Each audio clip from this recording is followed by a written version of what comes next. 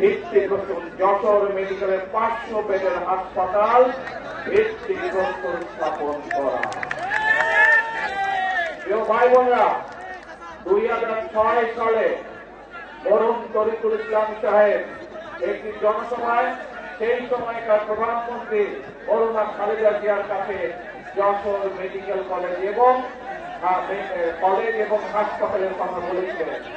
যেগুলোতে বেগম খালেদা জিয়া তাৎক্ষণিকভাবে সেটি বাস্তবায়নের আশ্বাস দিয়েছিলেন এবং 2006 সালে সেটির কাজ শুরু হয়েছিল।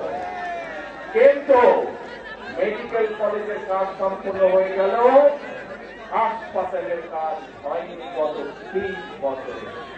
আজ আল্লাহর রহমতে শহীদ জিয়ার দল বিএনপি, দেশকে খালেদা জিয়ার দল বিএনপি আল্লাহর রহমতে আবার সরকার গঠন করার পরে 20 বছর পরে আজ আবার সেই হাসপাতালের কাজে হাত দিল। প্রিয় ভাই বোনেরা, বিএনপি